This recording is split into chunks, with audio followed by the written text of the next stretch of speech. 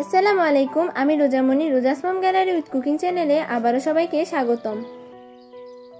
আজ আমি রান্না করে দেখাবো সাজনা দিয়ে কাতলা মাছ রান্নার ঝাল ঝোল রেসিপি। আমরা কাতলা মাছ দিয়ে বিভিন্ন রেসিপি করি এবং খেয়ে থাকি। আমার কাছে সাজনার এই রেসিপিটি অনেক ভালো লাগে, তাই আপনাদের মাঝে শেয়ার করলাম। আশা করি আপনাদের অনেক ভালো লাগবে। আমি রেসিপি রান্না করার জন্য একটি বড় সাইজের কাতলা মাছ, দুটি আলু, দুটি টমেটো এবং কিছু সাজনা নিয়েছি। এই সাজনা অনেক এলাকায় অনেক নামেই পরিচিত। সাজনা খুবই সুস্বাদু এবং পুষ্টিগুণ সমৃদ্ধ সবজি। সাজনা অনেকে ডাল দিয়ে রান্না করে খেতেও পছন্দ করেন। এই রেসিপির জন্য আমি সাজনা আলু লম্বা আকৃতির করে কেটে নিয়েছি, সাথে দুটি টমেটো, পেঁয়াজ ও কাঁচামরিচও কেটে নিয়েছি। এখন মাছ কেটে ধুয়ে ভালো করে পরিষ্কার করে নিব। প্রথমে মাছে হাফ চামচ হলুদ ও লবণ মাখিয়ে নিব। আর একটি প্যানে তেল গরম করে নিব মাছগুলো হালকা ভাজার জন্য।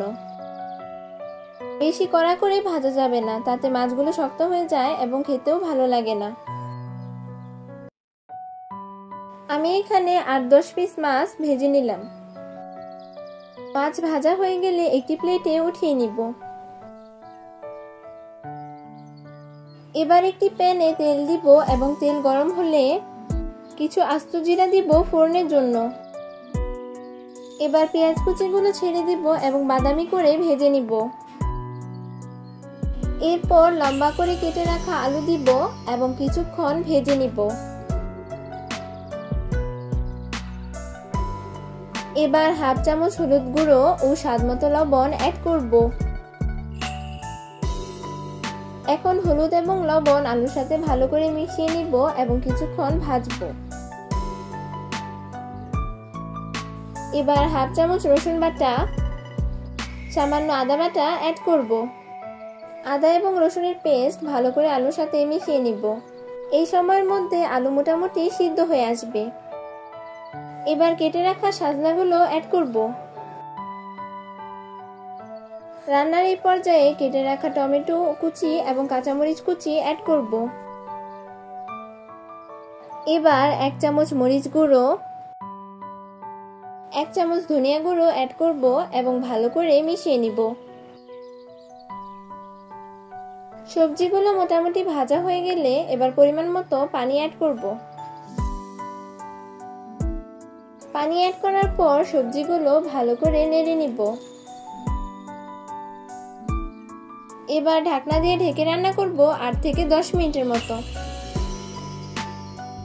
8-10 মিনিট পর ঢাকনা খুলে ভেজে রাখা মাছগুলো দিয়ে দিব।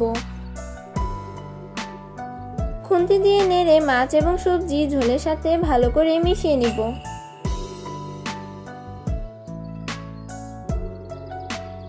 মাছ দেওয়ার পর আবারও ঢাকনা দিয়ে ঢেকে রান্না করব 5 মিনিটের মতো।